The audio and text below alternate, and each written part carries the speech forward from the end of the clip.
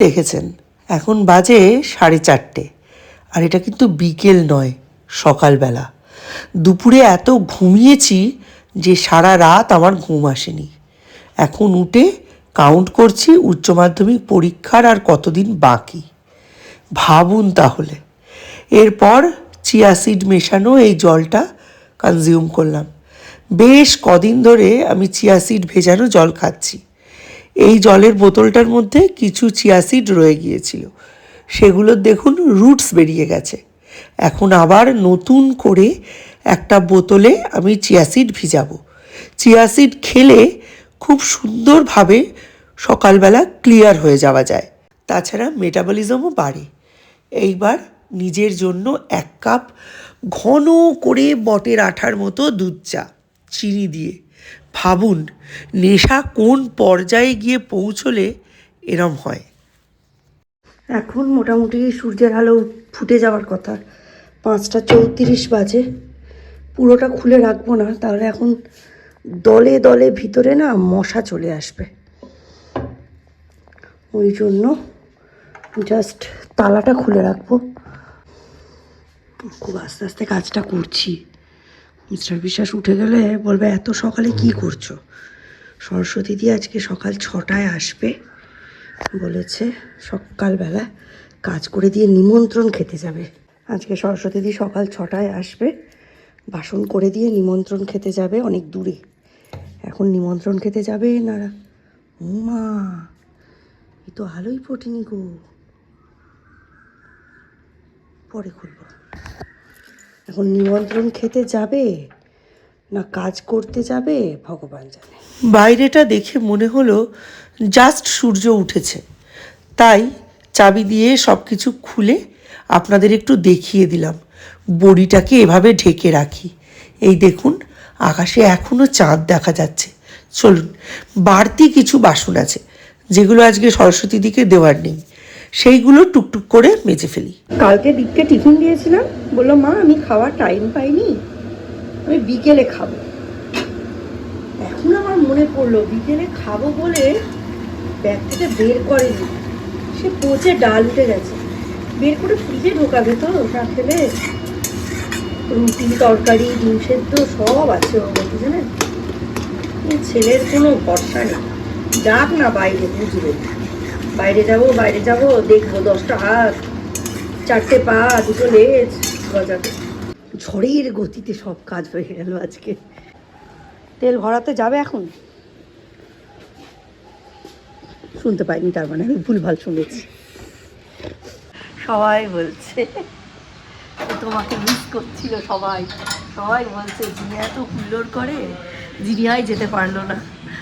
কি আর করা যাবে, এখন পরীক্ষা, শরীর এগুলো বেশি ইম্পর্টেন্ট, তাই না।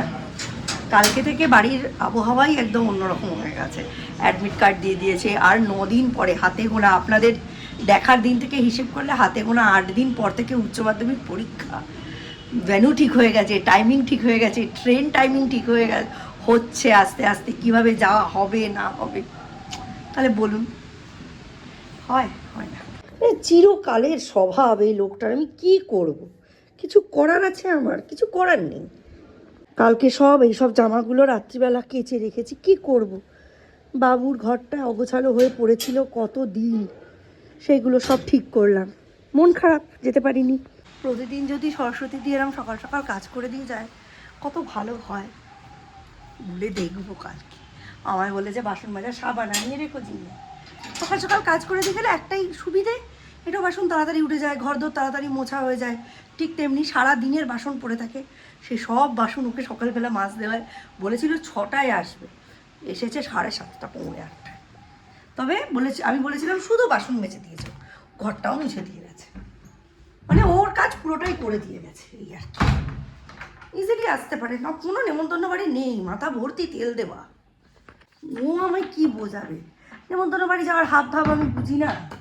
আমার মনে হচ্ছে অন্য কোনো ইয়েতে ভেবেছিল যে বউ ভাত যাবে, বাসন কম থাকবে, ওইসবের জন্য ভেবেছিল আজকে আসবো। নেমন্তন্ন বাড়ি গেলে তেল চুপচুপে মাথা পুরো। মিস্টার বিশ্বাস ম্যাথামেটিক্সের জন্য সৌর্যকে এইসব ওয়ার্কশিটগুলো মোবাইল থেকে, এই কম্পিউটার থেকে এখানে প্রিন্ট আউট নিয়ে বার করে দিয়েছিল, এই যে করেছে। কটার সময় বেরোবি? ও দেরি আছে তো। কটা থেকে প্র্যাকটিক্যাল ভাইবা? 12টা থেকে। 11:15 বেরোলে হবে? এই ইন্ট্রোডিউস করা হয়েছে মানে খাতা চেকিং এর জন্য। হ্যাঁ, আগে যেরকম টিচাররা অন্য একটা সেন্টারে গিয়ে খাতা চেক করতো বা একটা কমন সেন্টারে যেত, এখন টিচারদের কাছে পিডিএফ পাঠিয়ে দেওয়া হবে, তারা তখন সেটাকে চেক করবে, চেক করে ফাইনাল যে মার্কস অ্যাডিংটা ওটা এআই থ্রু হবে।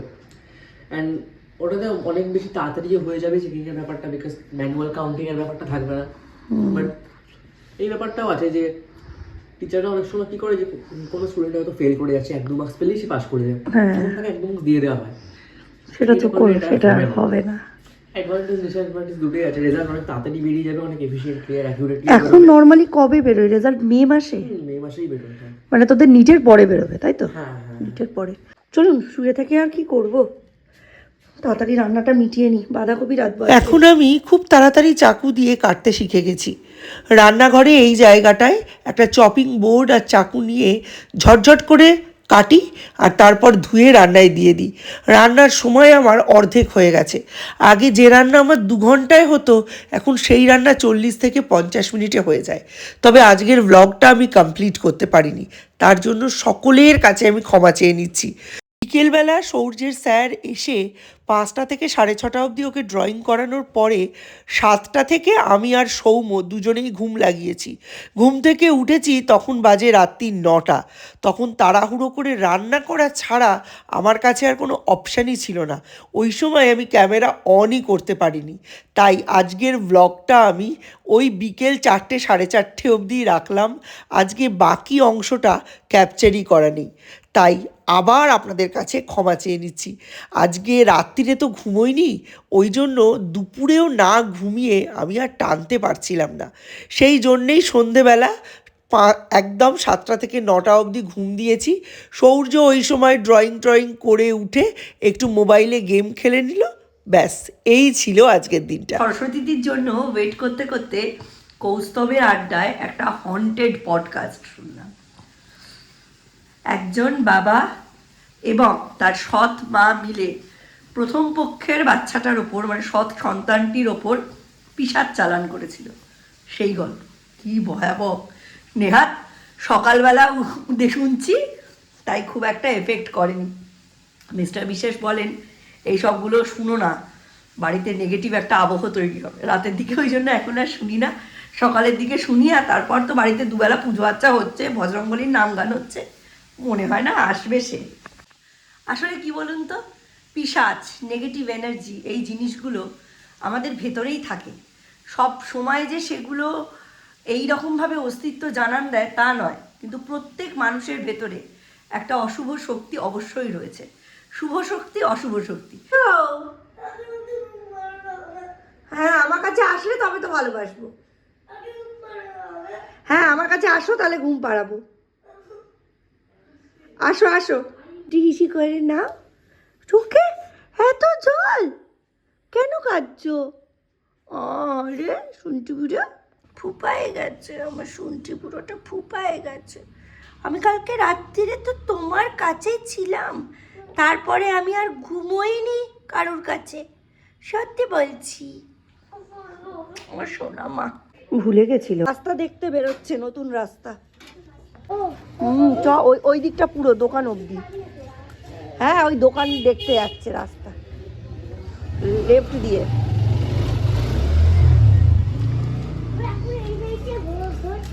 হ্যাঁ হচ্ছে, শুকোতে দিয়েছে।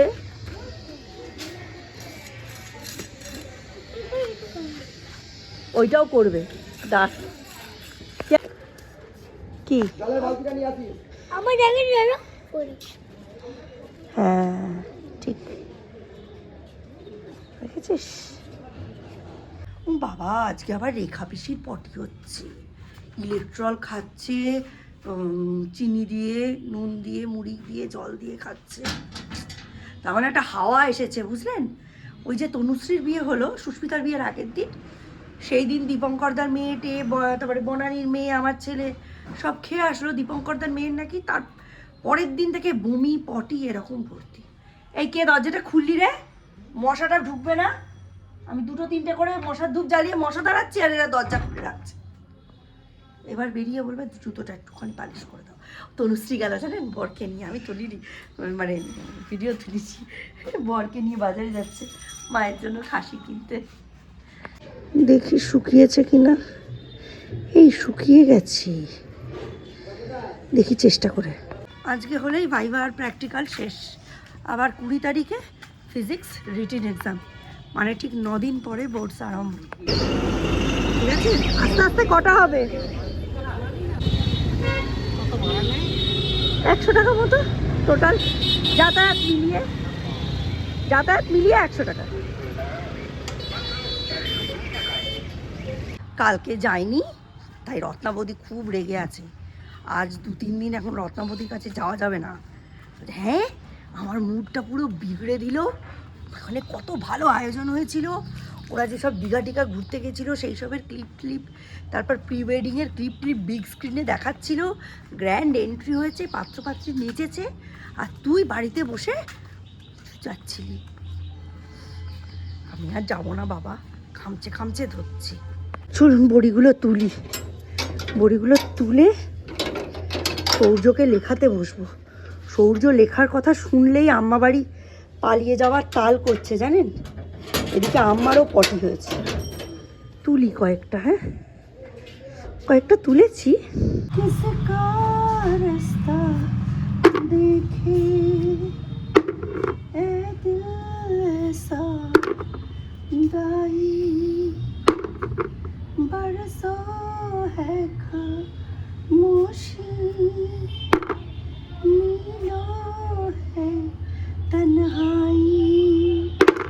খেতে বসে গেছে সৌর্য, খিদে পেয়েছে।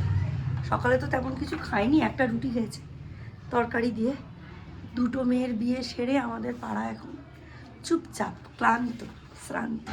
আমি স্নানে যাব, সৌম্য এসে যাওয়ার টাইম হয়েছে, ওই জন্য একটু বাইরে এলাম। দেখি বড়িগুলো সব তুলে নিয়ে গেছি, কালকে কাচবো। কালকে যারা বাড়ি করে যাতায়াত করেছে তারা আজকে সব বাড়িতে হালকা পাতলা খেয়ে রেস্ট নেবে, এই আর কি।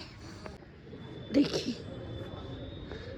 না, রোদের কিন্তু ঝাঁজ আছে জানেন, রাস্তা ফাঁকা, লোক নেই। আর আজকে সৌম্য ফোনটাও বাড়িতে ফেলে গেছে। শুনছি আজকে 5টার সময় সূর্যের ড্রয়িং স্যার, দেখা যায় কী হয়। ওরও শরীর খারাপ।